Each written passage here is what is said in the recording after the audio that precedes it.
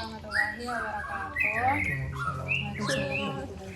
Minta waktunya sebentar ya Kak untuk wawancara.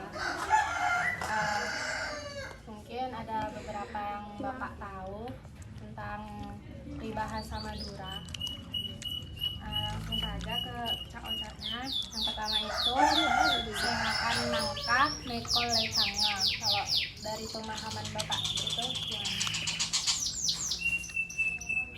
Peribahasa Madura ini banyak ya, banyak. Salah satunya seperti yang sampean mana tadi, seperti yang sampaikan tadi, sengakan nangkah meko lecang. Jadi suatu perbuatan yang dilakukan sendiri yang mengakibatkan pada orang lain. Jadi dalam artian kita yang berbuat, kita yang melakukan sesuatu, akibatnya imbasnya kepada orang lain. Seperti itu. Ya. Kalau kaitannya dengan tradisi masyarakat sendiri? Kalau kaitan dengan tradisi di masyarakat, setahu saya Mbak ya, setahu saya, jadi salah satu perbuatan yang dilakukan di masyarakat dalam hal contoh, mohon maaf ini ya, kita berbicara jeleknya saja. Ada salah satu pemuda di salah satu daerah pedesaan di Madura melakukan tindak kriminal, contoh entah itu pemerkosaan, pencurian, itu kan dilakukan individual, satu orang, dua orang. Cuma yang dibaca di masyarakat itu bukan orangnya, tapi daerah sekitar. Jadi tetangga yang tidak melakukan perbuatan bisa jadi jelek, kan seperti itu. Kan sudah hal kebiasaan orang itu yang disebutkan bukan nama. Dan satu lagi, sering guru kita di sekolah menyampaikan, entah itu di sekolah formal ataupun di pesantren, jaga sikap, karena sikap bisa menjelekkan sebuah lembaga. Itu sudah umum. Kadang orang itu diwanti-wanti sama gurunya. Salah satu contoh, kita kalau di Madura itu kan banyak pesantren.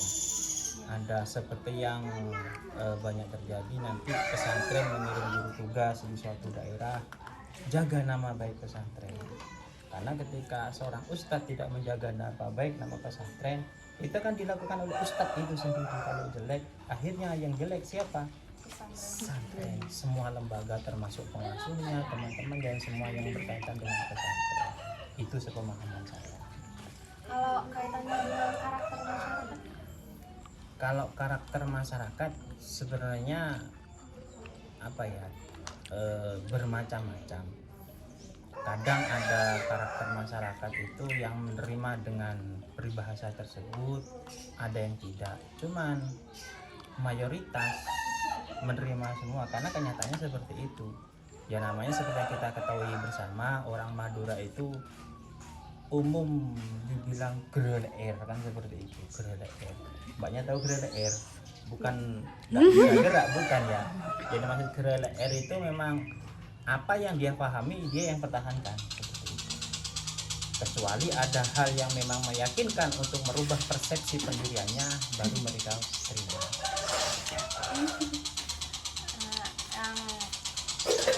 Yang selanjutnya itu cocok duri excellent raja. Cocok duri excellent raja. Secara arti singkatnya, kita sakit atau kita terkena musibah di tempat yang lapang. Jadi kalau arti cocok duri, kita terkena duri, jalan raja di tempat yang lebar, seperti itu. Pada artian jalan lebar itu kan sudah rata, Mbak. Rata artian tidak ada masalah, kita jalan santai kan. Cuma kok bisa tercocok duri. Nah, dalam artian sepemahaman saya itu, kita terkena musibah itu tidak melihat tempat. Kadang mohon maaf ketika kita bersepeda karena jalannya banyak berlubang seperti di wilayah Arsbaya sini kan seperti itu, kita pelan-pelan kan seperti itu. Cuman ketika di jalan yang enak, di jalan raya yang luas, kita ngebut. Bukan berarti jaminan jalan yang luas itu kita selamat. malah di jalan yang luas itu kita sering terjadi kecelakaan kan seperti itu. Jadi kita harus bisa menempatkan posisi di mana kita berada. Nanti kaitannya sama dengan peribahasa yang lain itu ada juga. Jadi ada salah satu peribahasa itu kan kenenge kenengah lakone lakone seperti itu. Ya intinya kita harus hati-hati dimanapun kita berada. Bukan berarti kita harus hati-hati di tempat yang bahaya, bukan. Kalau tempat bahaya kita memang harus berhati-hati kan seperti itu. Cuma di tempat yang tenang, di tempat apapun kita juga harus berhati-hati. Bahkan ada salah satu peribahasa bahasa Indonesia itu kalau tidak salah air yang tenang itu yang berbahaya kan seperti itu. Bukan berarti kalau kita berenang lihat air yang tenang seperti air laut itu kan tenang, itu malah berbahaya sebenarnya. Ketika air berombak itu berbahayanya di atas, di bawah tidak terlalu. Orang pendiam itu lebih berbahaya, berbeda dengan orang yang banyak bicara. Sepemahaman saya seperti itu. Kalau kaitannya dengan tradisi, Kalau dengan tradisi di Madura alhamdulillah sesuai, karena pada dasarnya orang Madura itu mayoritas orangnya berhati-hati memang. Jadi mereka suka berpikir panjang, khususnya orang desa. Jadi mereka malah lebih dominan melakukan sesuatu itu tidak, bahasa Jawanya tidak gerusa-gerusu. Jadi mereka perlahan-lahan, pelan-pelan, penuh dengan pertimbangan. Sangat-sangat cocok sekali dengan kehidupan di Madura, dengan peribahasa tadi itu. Jadi orang Madura itu memang lebih berhati-hati dalam melakukan semua hal.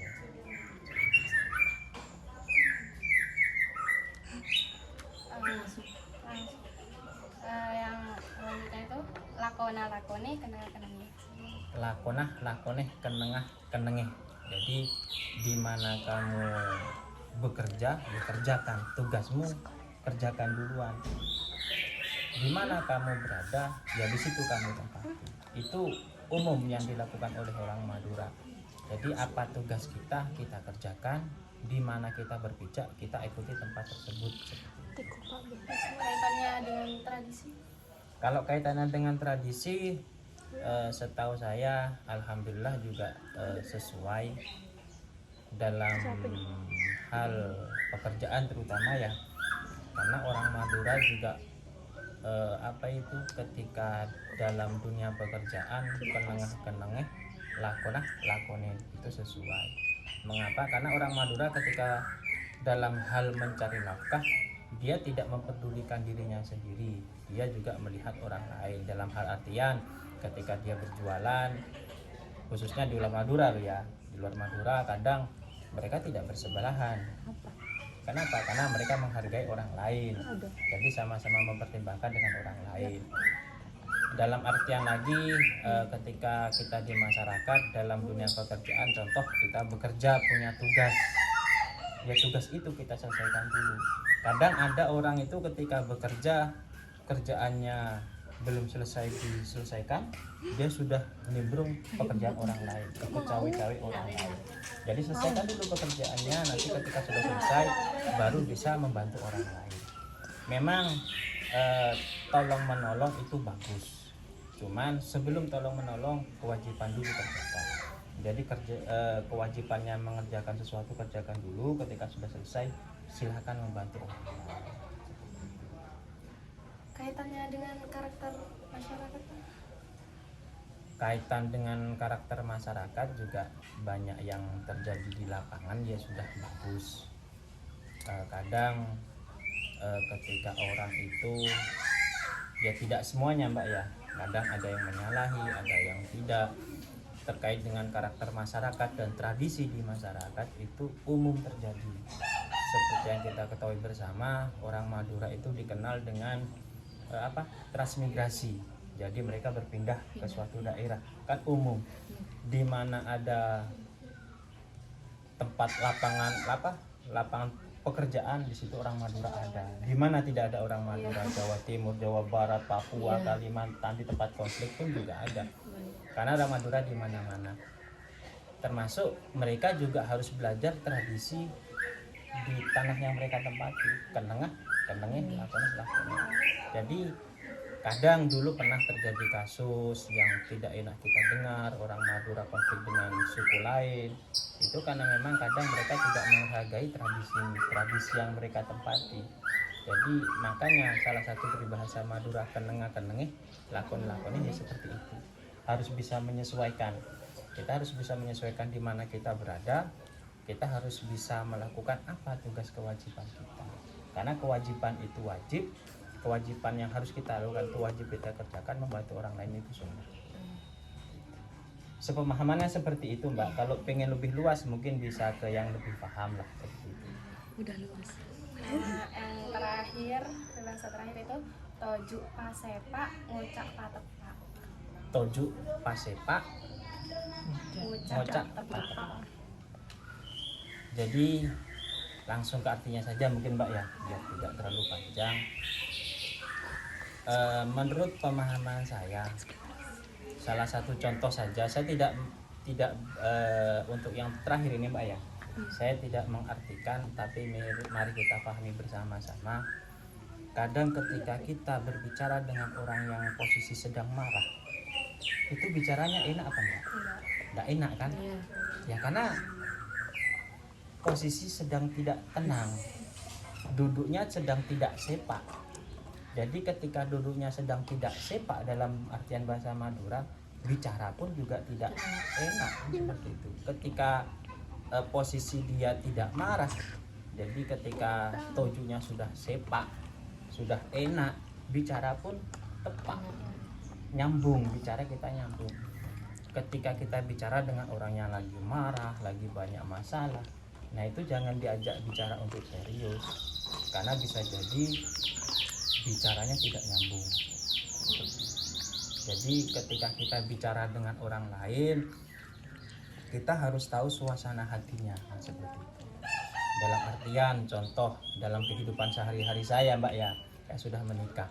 Ketika istri saya sedang marah, kan tidak mungkin saya bicara serius, kan tidak bisa fokus kan. Jadi posisi hati harus tenang dulu. Ketika sudah nyambung, baru kita bicara ke depan, lebih enak, lebih tenang, lebih rileks. Paham? Kaitannya dengan tradisi masyarakat. Nah, ini Mbak, kaitannya tradisi dengan masyarakat ini banyak kaitannya sebenarnya. Jadi ketika apa tadi lupa saya, toju pasepa ngocak patepa. Sering yang terjadi di masyarakat salah paham ya seperti itu. Jadi ketika suatu permasalahan terjadi, itu satu bisa jadi dari masalah pribadi, yang kedua dari cak-ocak, dari pembicaraan. Ketika pembicaraan itu tidak enak, akhirnya salah satu emosi. Dalam hal contoh ya, ketika kita bicara dengan teman kita dalam suasana hati tidak enak, suasana hati tidak tepat, kita bicara, akhirnya tersinggung lawan bicara kita, akhirnya terjadilah tarok, tengkar. Ini kan sering terjadi seperti itu, cekcok, salah paham. Karena salah paham itu awal mulanya dari bahasa yang tidak sesuai. Kadang juga bahasanya sesuai, tapi yang menerima tidak sesuai. Kenapa? Karena tidak tepat suasana hatinya manusia. Jadi ketika lawan bicara kita sudah sesuai, hatinya enak, baru kita bicara tugas sama-sama dipahami, maka tidak akan terjadi konflik salah bicara. Mungkin ada tambahan cak-ocak Yang lain. yang Bapak tahu. Apa ya? Kalau tambahan, soalnya saya tidak begitu paham juga Mbak. Ya, mungkin sudah cukup itu saja. Mungkin nanti bisa ditambahi sore rekan-rekan lainnya ya. Terima kasih Bapak. Sama-sama.